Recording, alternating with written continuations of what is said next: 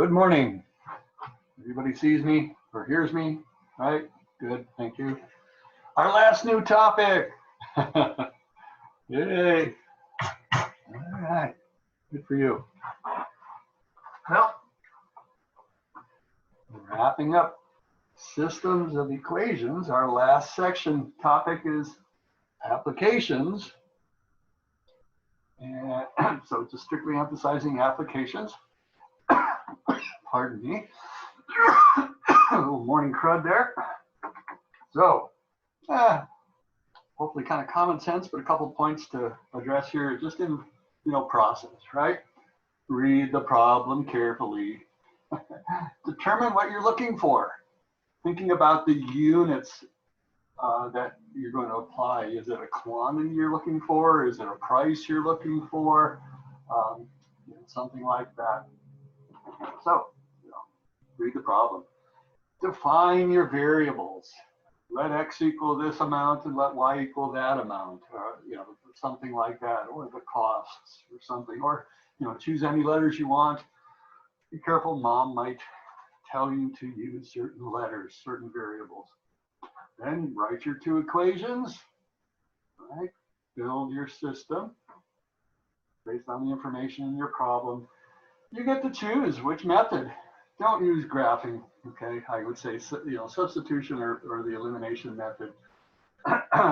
Choose which of those methods you think best fits the shape of the form of the equations in your problem, and then you solve your system. In general, you want to expect to find both values unless it's clear the problem only wants to know, the X amount. Just be real careful, be real clear about that. Now, if you were doing this on paper, handwritten test, instructions usually require you to write your answer for any word problem, write your answer as a complete sentence, not just the number. Right? Write your answer as a complete sentence and be careful to include units with your answer. Now, I say this a lot. I think mom kind of just looks for the value and maybe makes you choose units, but otherwise, it's kind of set up for you there. But this is, good practice to think it through. If it was a word problem to begin with, expect to present your solution verbally, you might say, as a sentence. All right, so just going to go through a bunch of, variety of types of applications. Let's get started with a couple, like review, okay? And then a couple newer types. So might leave that there for a little while if I can squeeze everything over here. Making strawberry water.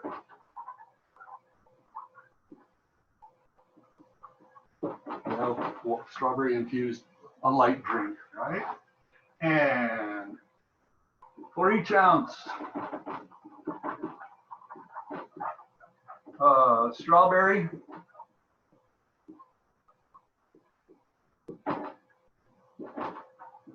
three times as much water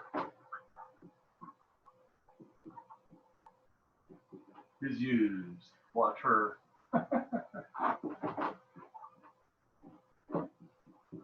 How many ounces of each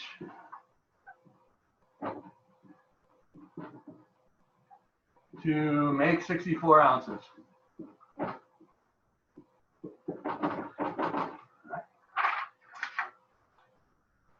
In particular, I'm redoing, that is presenting this one again, because it's that one that has that second sentence, which is easy to confuse the relationship between, in this case, how much strawberry versus how much water.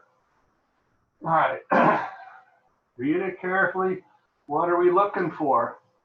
We're looking for how many ounces of strawberry juice, perhaps, and how many ounces of water. That's what you've got to be able to get out of the paragraph there. Define some variables. Oh, maybe I'd say something like, let S be ounces of strawberry and let W be ounces of water. But choose whatever variables you want, as long as the problem doesn't tell you specifically. We agree to that start. Can you write two different equations for this situation? You have a certain amount of this and a certain amount of that. They add together to a total. That's usually the one equation. I kind of call it the simple one. Add them together and I should get my total. The other equation in this situation is a relationship between them, kind of like saying the length is 3 times the width or something, but here it's juices, right? So I know I don't really stand around and wait for you to answer me as much as I should, but I'm hoping you're doing that a bit right now yourself, trying to, trying to come up with it yourself. And then of course I'll go on here and say, let's hope we got it right. So how about that first one? How many ounces of each to make 64 ounces? There's my, what I call that first one. I take the amount of strawberry and I add it to the amount of water. That's got to add up to 64. The second one.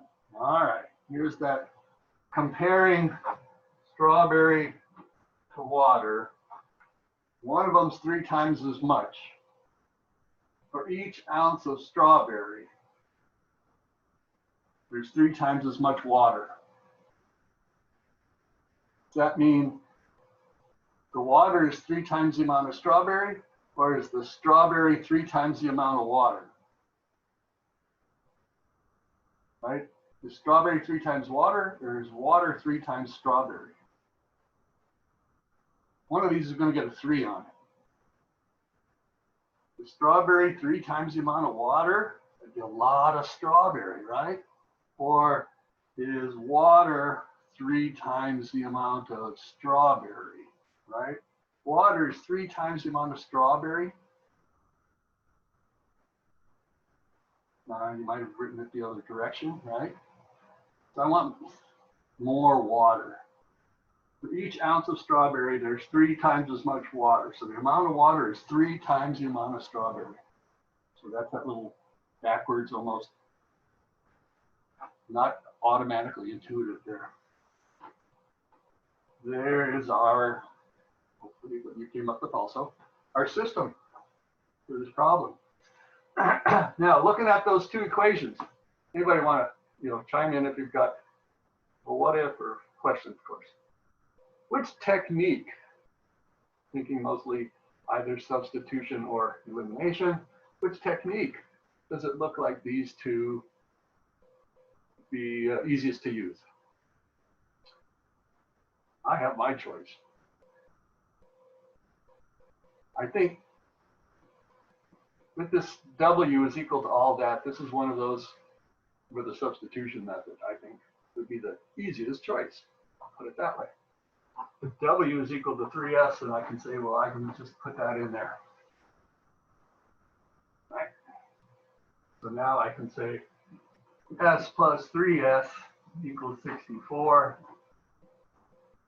4S's divided by 4S is 16 ounces of strawberry.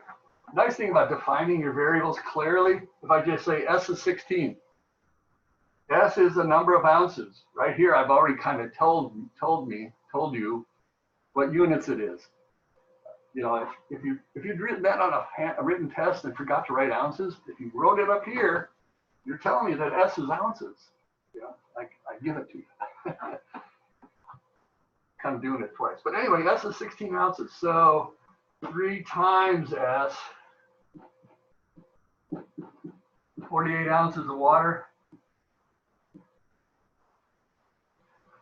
Okay. One type, right? So there's one kind of application.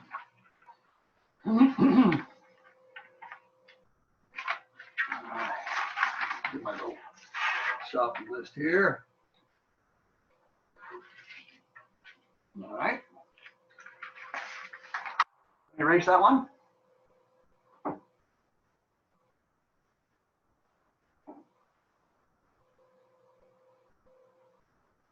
want to mention, I'll say it here so I don't forget it. You know, test next Wednesday. There are a couple, the usual 2 different reviews in MOM. The one is just is a MOM review, and the other one is the optional, you know, additional problems on paper. It's actually a former test of mine from years back.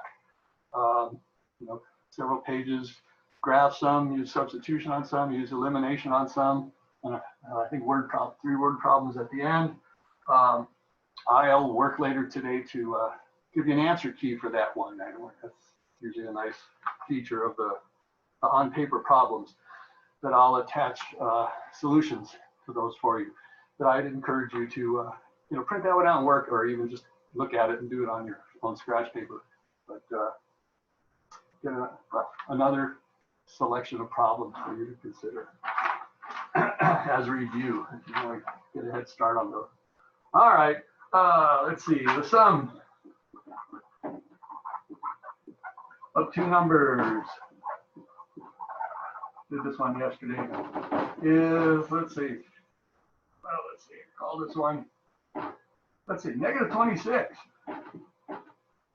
And, oh, how about this? One number is 12 less than the other. Find the numbers. Just double check, make sure I wrote a problem we can solve. Yeah. The sum of 2 numbers is negative 26. Add them together and we get negative. One is 12 less than the other. Find the numbers. Okay. So we're looking for the 2 different numbers. No units involved here, just numbers. Define variables, you know. Let x be, let be x, huh? Let x be 1, let y be the other. There's my defining variables. And, all right, so the sum of those 2 numbers is negative 26. There's my easy one again, right? Add them together.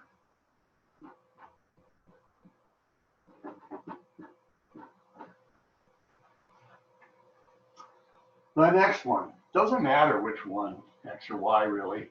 If there was a subtraction in here, one, you know, x from y or y from x, you know, one is the bigger, one is the smaller, that might make a difference. But here I don't think it will matter. One number is 12 less than the other. So we could say x is 12 less than y, y minus 12, huh?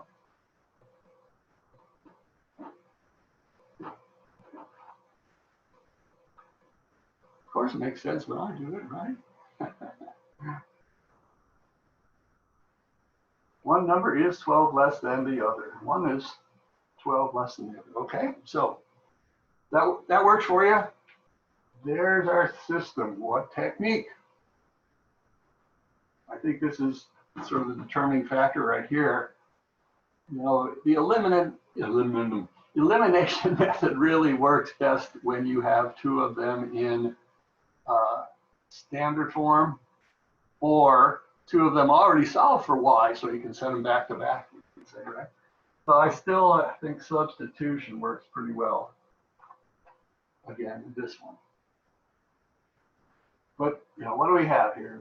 Just a relationship between 2 different numbers, a number puzzle, not really an application otherwise. So, subbing it in, y minus 12 is the x, plus this other y equals negative 26. So putting the y's together, and let's add the 12. So 2y equals negative 14. Negative 26 plus 12, but still negative 14. So divide by the 2, I've got y is negative 7. All right, y is negative 7. Find my x value. x equals -7 minus 12, -19. Add them together, yep, -26.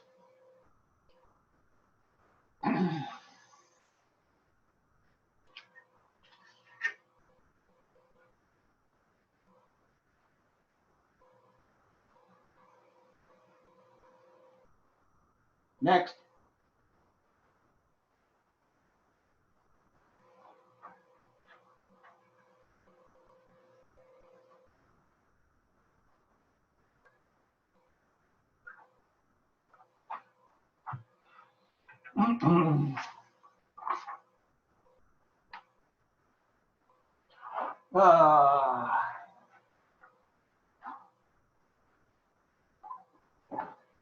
Let me say 2 jobs or 2 companies or something like that. Company A, salary,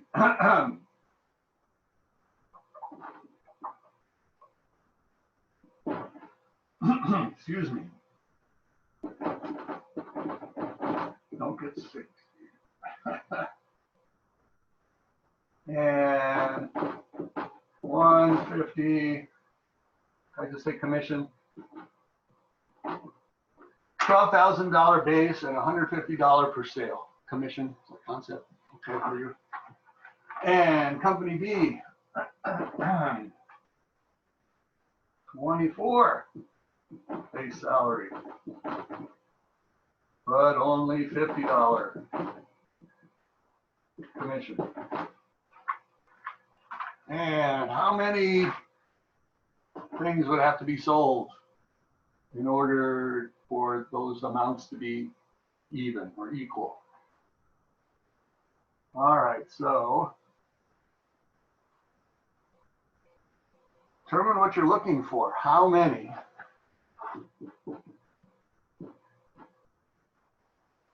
Commission per sales, right? How many sales to be equal?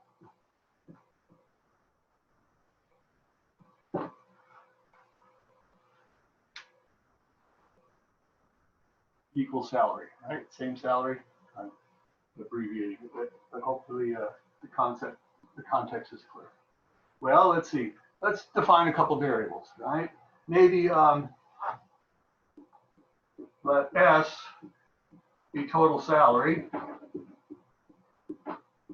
and I'll say let X be number of sales. You might choose different letters yourself. But this big S is kind of like the Y, right? The Y is the total, depends on all this other stuff now. We write 2 equations. What this kind of problem is presenting you is basically mx plus d. You've got a fixed amount, which is your B value. Gee, even if I don't sell anything, I can just sit around and earn $24,000. Fixed amount, B, and then an additional amount per sale. There's your slope, really. You know, additional $50 per item, per sale. So let's write it that shape. 150x plus 12,000. And this one is what? 50x plus 24,000. So 2 different situations, each one develops its own equation. Now, how do you want to solve that? Now, they are both in y equals mx plus d shape, like y equals this and y equals that. This, again, is that substitution situation. Well, if they're both equal to s and I want them to be equal to each other, I can just take that whole side of the equation and replace that x with it, that s with it. I'm going to give myself a little more room here. So I can just say, well, this one, 12,000. When does that one equal this one? Sounds important to me.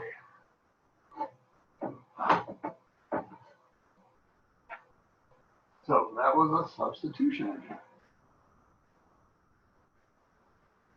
Oh, you know, I'm gonna do two things at once here. I'm gonna subtract the 50x, which is gonna leave me 100x's over here. And I'm gonna subtract the 12,000, which is gonna leave me only 12,000. Don't usually do that, but just saving space. Hopefully that wasn't too messy. Made sense. Subtracted this 50 from both sides, or got rid of it there and left the 100. Subtracted this 12,000 from both sides, got rid of it. So now divide by the 100. Comes a couple zeros. So the number of sales has to be 120. 120 sales. Here's one where it was just asking for the number of sales. It didn't ask what that total salary value would be. So you weren't required to find the Y value. But a problem might say, what would that salary be? And then you've got to plug it back into one of them for X and add it up. Multiply it out and add it up to see what the total salary would be.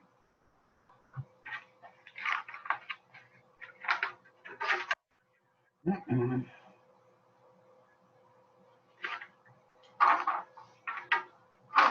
right.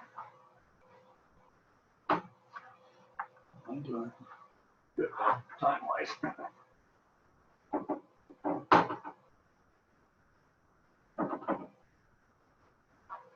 All right, let's see. 3 packs of paper and 4 staplers. Office supplies. Cost $40. 5 packs and 6 staplers.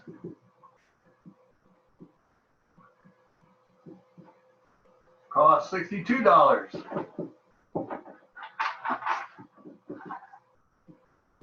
How much for paper and staplers each? All right, kind of 4-sentence structure, but how much does each cost?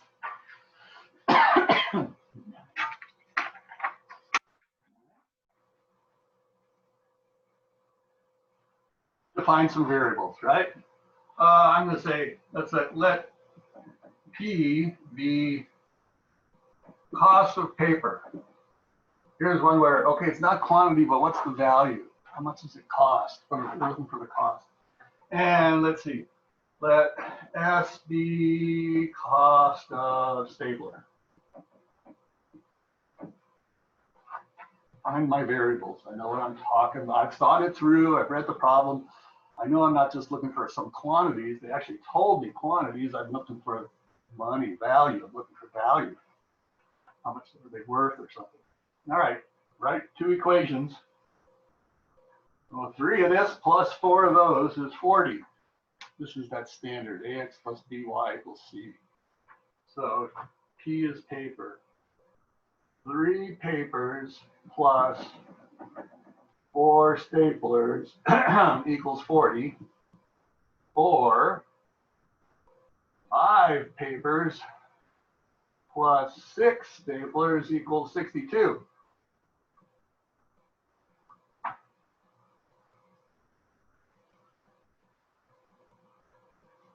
Hope that makes sense out of the sentences I sort of wrote. I'm going to give myself some more room again. I'm going to erase those 2 original sentences. Hopefully you've got those original concepts written down. Okay. Look at those 2. Which technique now? If I want to substitute, I have to solve one of them for one of the variables, and that's going to get messy. I'm going to divide by one of these numbers and get fractions. I'd like to avoid. So let's try the elimination method. Can I get these numbers to be the same size and opposite signs without too much difficulty? I could turn those into 15s, or what's the least common multiple here, a 12? I could turn that into 12s. All right. So how about I'll do 3 of this equation, both sides, and let's do -2. Trying to turn the S values into plus or minus 12.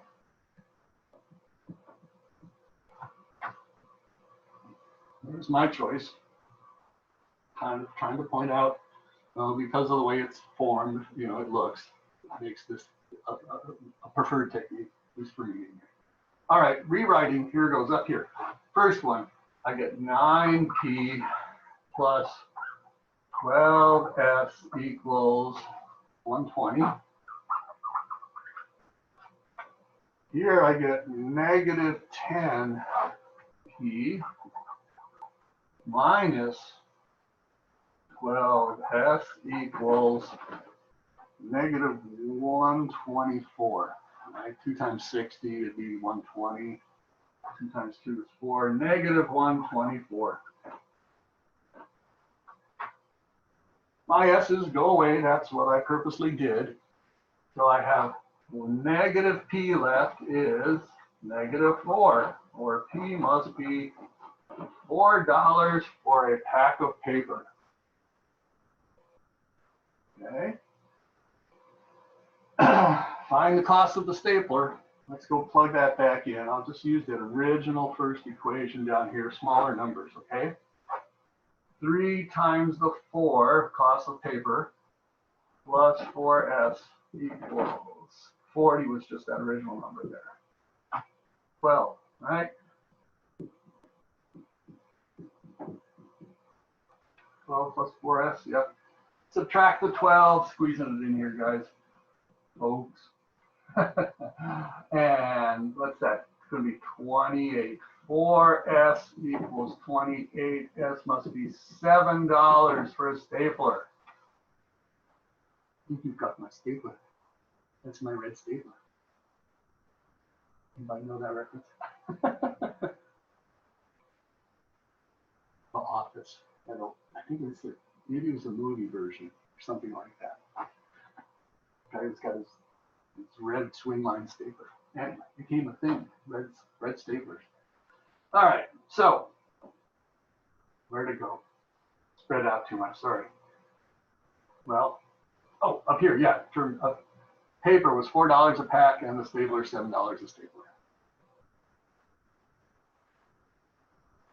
Elimination method, just based on the way the shapes of those equations. All right, that's really a little of different kinds we've looked at already, I think. So, and I want to do, where's my other kind?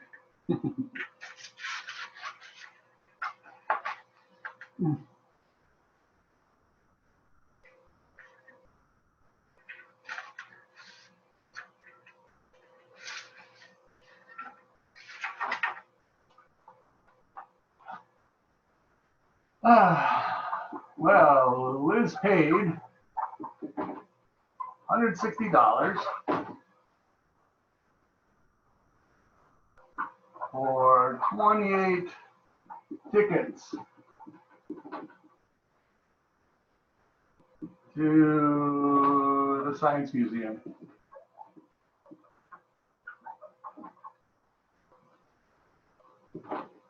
Let's see. Children cost $5. Adults cost $9. How many of each kind did she buy?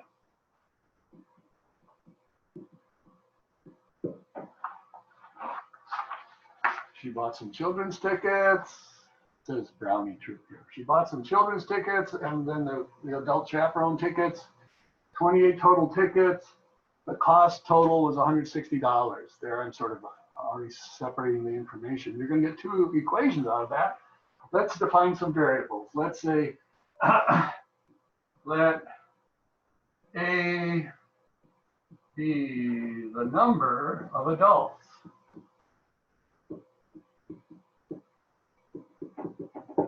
Right, we're looking for quantities now. We know prices, we're looking for quantities. And let's say, let C be the number of child tickets. Okay, how many adults and how many children went on this trip? Okay, this is a very common form. Again, I have one equation that kind of is just quantity. If I add them together, I get the total. The second equation is based on some value for each, right? There's a dollar value for one kind and a dollar value for another kind, and it adds up to a total cost. Ticket problems, huh? So, two equations. Bought 28 tickets. Just added them together, right? The amount of adults plus the amount of children was 28. Now, for each one of those adults, I paid $9. 9 times the number of adult tickets plus 5 for each child. 5 times the number of children's tickets added up to a total of $160. So there's the one I call the simple first equation. Somehow you add them together, just quantities, and you get a total. And here's this other one based on their value. You'll see problems like this, see if we get time, where I've got a pocket full of nickels and dimes. Right, pocket full of nickels and dimes, and it's worth $5.20. How many of each do I have? Well, and I've got 25 coins. 25. So the nickels plus dimes is 25. How many? And then 5 cents for every nickel plus 10 cents for every dime adds up to 520 cents or something, whatever I said. A similar situation. Two quantities of different things that add up to a total quantity, and then their value adds up to a total value. Okay, there's our system this time. You okay with, I'm going to make myself room at the top again here.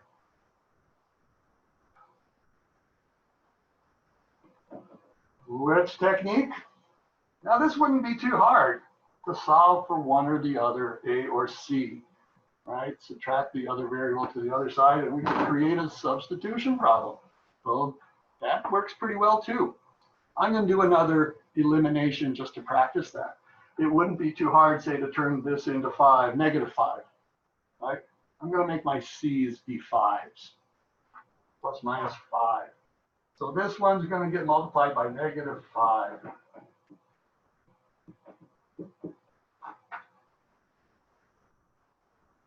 Okay, so here goes my rewrite up top. -5a plus 5c equals 140. How does he do that? 5 times something, think of it as 0.5. What's half of that number? 1 is 14. Well, that's 0.5, but so 5 is 14 with another 0, 140. Mental math, technique there. 5 relates to 0.5 by a power of 10 there. Okay, so, and my second one stayed the same. Oops. You didn't catch me, that's -5, right? -5c. Eraser math, fix that. That's important. That's why we did this. Negative, right? Negative, negative, negative, negative. See? I'm so excited about mental math. All right. I'll give you a second to fix my mistakes. All right, add them together, right? this was a C, and 4A left equals 20. Divide by 4, 5 adults. And 28, 5 plus C equals 28, so subtract the 5, C must be 23 children. 5 adult tickets and 23 children's tickets. Not a bad chaperone ratio. Years ago, I was a music teacher. I took 100 students on bus trips to Portland for parades and stuff. And always fighting to get parents to come with us. There. I like to say, be a real person once in a while, tell my own stories here. But typical situation, not unusual, format here. This kind of problem. How am I doing? Yeah. Look for more here.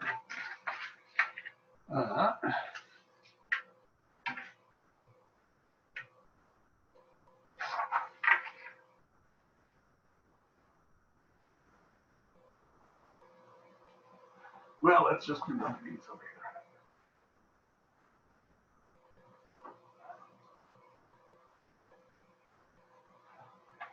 I'm going to look for one with some good numbers here. Pardon me.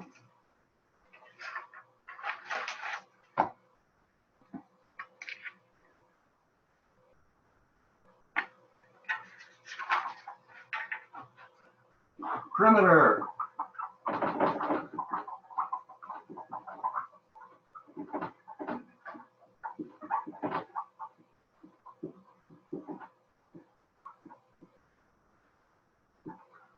The perimeter of a rectangular park is 1,428 feet around the outside. Add up the sides, right?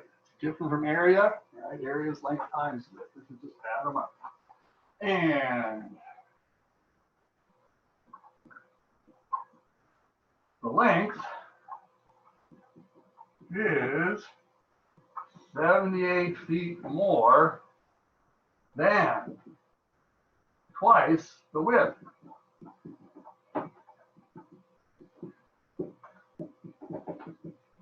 Find length and width.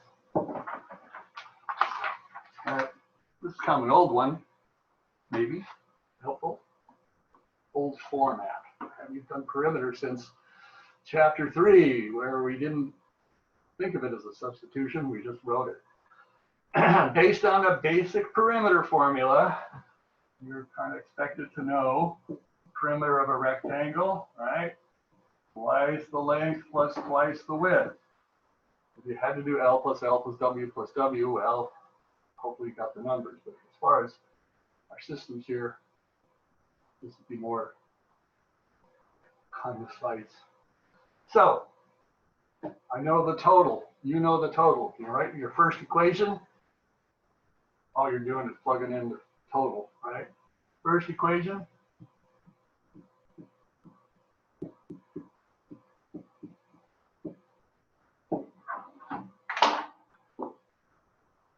The second one is that comparison between the length and the width.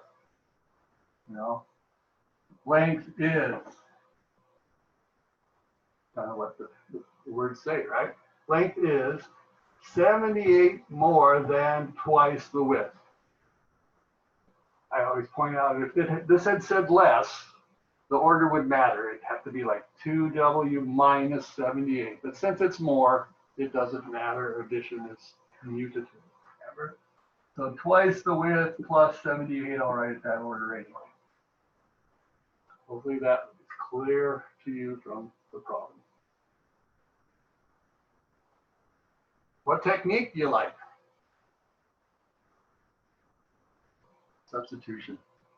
All right. Here's L. Plug it in there. Big numbers. Going to need a calculator here. Now, twice the length, but the length is this complicated expression. Parentheses, so I distribute it. Plus the 2W left in that original equation. All right, distribute. 4W, 2 of that, 6, and 156.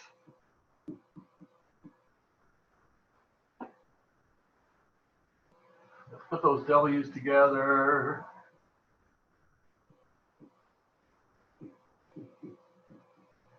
All right. And I'll subtract the 156. I don't have my calculator handy.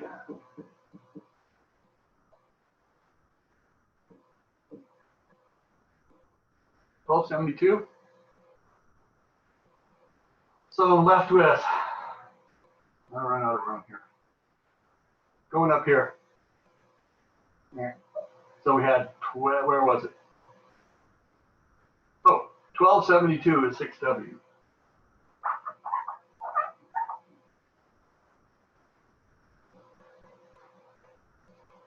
Divide by 6, that's not too tough. I can do that.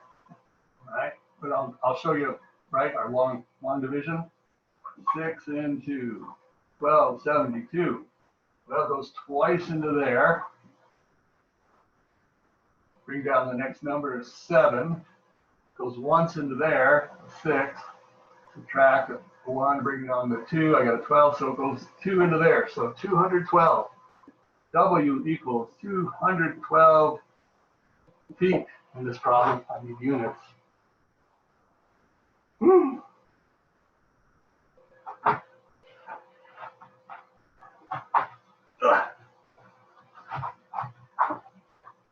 And length, right? Gotta do that calculation. Length equals 2 times 212 plus 78. Right? 2 times the width plus 78. So what's that? 424 plus 78 equals 7, 8, 9, 10, 502 feet.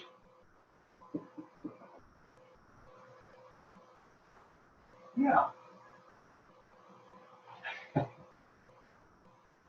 Hope you followed all that. Getting lazy, getting tired here. Okay, folks, I think I'm going to stop there. We kind of went through a little of everything. One more thing, I'll double check. I actually have versions of this 5.4 homework. Make sure I've done.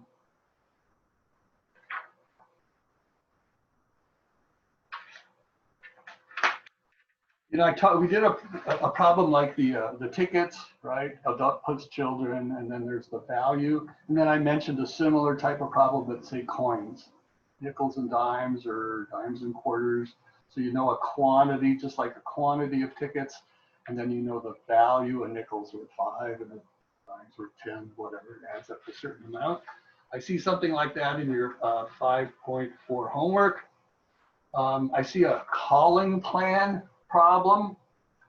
It's like the commission plan, you know, I've referred to it like you know, a rental kind of problem, where the calling plan, this plan charges $25 plus 10 cents a minute.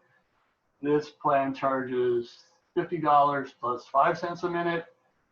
For how many minutes are they the same? Those are a couple of y equals mx plus b shape sets of information. The tickets or the coin problems. There's also one in your homework that refers to, I think it's like blue and green marbles. You know, a bag full of marbles. I've got blue marbles plus green marbles, and maybe I've got, you know, 65 marbles. And then something that says the number of blue marbles is 25 more than the green. So it becomes kind of like the perimeter problem, a substitution, right? I know I've got a total and then some relationship between the two different types. I could do a substitution. Just pointing out different varieties of the same types that we've, different variations of the same types that I've presented, that we've gone over. I think you're okay if that makes sense, and you can look back at your notes. Should help you get through 5.4.